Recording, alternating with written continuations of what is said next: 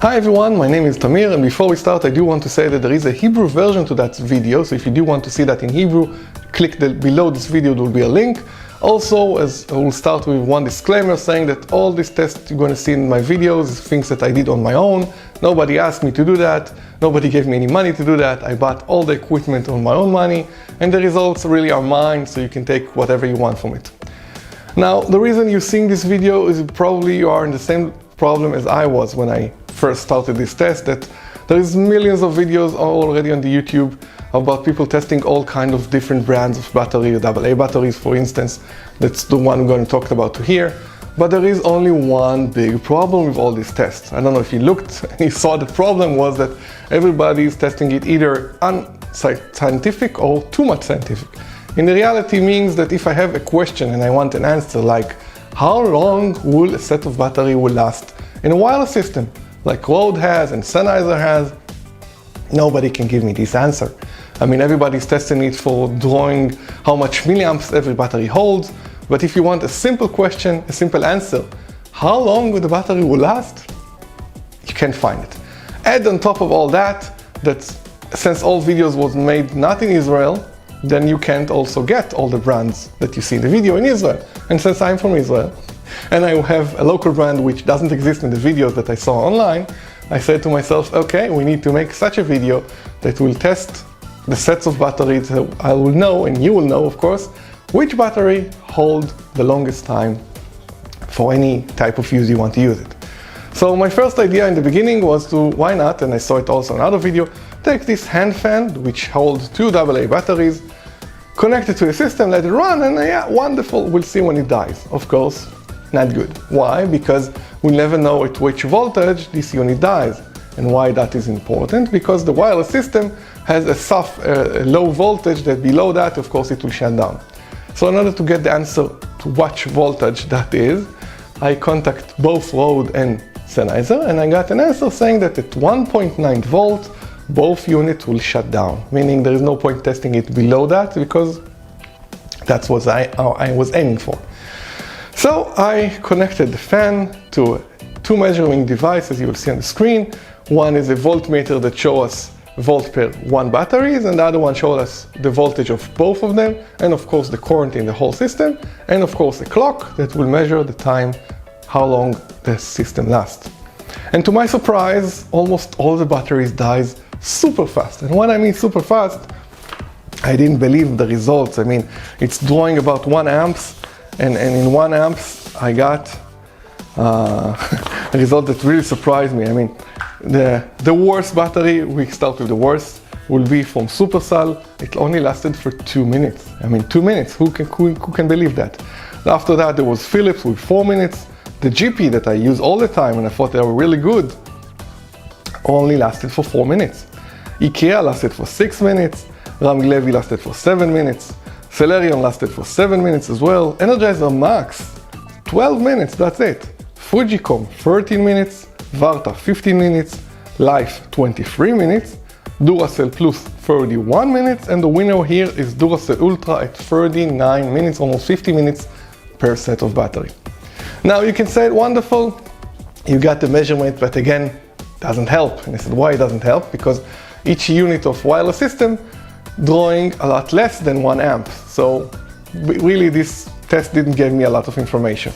So I said, okay, I went back to the website of the manufacturers, both Rode and Sennheiser, and I looked how much current each unit is drawing. And the answer, at least in Sennheiser, was about an average of 180 milliamps constantly. Fine, I said. So I rewired the whole system that you'll see on the screen, and to draw about between 180 to 200 milliamps. And again, I run the whole test again. I say to myself, if that's 200 milliamps, then of course we'll have more correct information from that test. And here are the results. The worst here was Celerion at 17 hours and 7 minutes. Rami Levy came in after that at 17 hours and 11 minutes. Philips came at 17 hours and 27 minutes. Supercell, surprisingly, was 18 hours and 19 minutes. Toshiba was 19 hours and 6 minutes. Life at 19 hours and 36 minutes. Varta at 19 hours and 42 minutes. IKEA, 19 hours and 43 minutes. GP, 19 hours and 54 minutes. Duracell Plus, 20 hours and 19 minutes. Energizer Max Plus, 20 hours and 35 minutes. Fujicom, 20 hours and 50 minutes. Energizer Max, 20 hours and 58 minutes. Duracell Ultra, 21 hours and 18 minutes. And the winner here was Energizer Lithium, that lasted for 27 hours and 4 minutes. Now, of course, you can say that's the best battery you can buy, but there is one big problem with that. Energizer Lithium is a super expensive battery. I mean, it costs like 4 times a regular battery.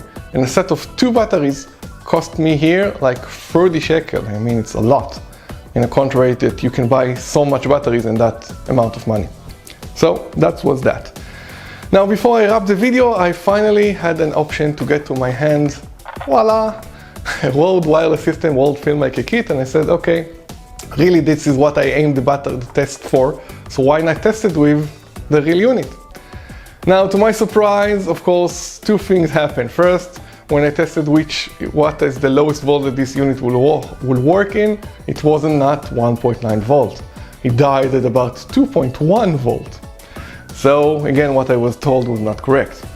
And then I said, fine, so let's run all the tests with the real unit. So instead of running again all the brands, since we already know the answer, I ran the test with 4 leading brands, and here's the results. So the number 4, we have the GP one more thing I want to say, the transmitter and the receiver doesn't hold the same amount of time. I mean, usually the transmitter dies first and the receiver lasted a few hours more, just so you know. So here are the results. GP at number 4 comes with the transmitter at 6 hours and 24 minutes. Receiver hold it for 10 hours and 22 minutes. After that, number 3, Energizer Max at 8 hours and 9 minutes for the transmitter and 12 hours and 36 minutes for the receiver. Fujicom, again, company I never thought of anything about them, came at 8 hours and 37 minutes for the transmitter and 12 hours and 21 minutes for the receiver. And the winner of this test was the Duracell Ultra. The receiver held it for 13 hours and 53 minutes and the transmitter held it for 10 hours and 1 minute.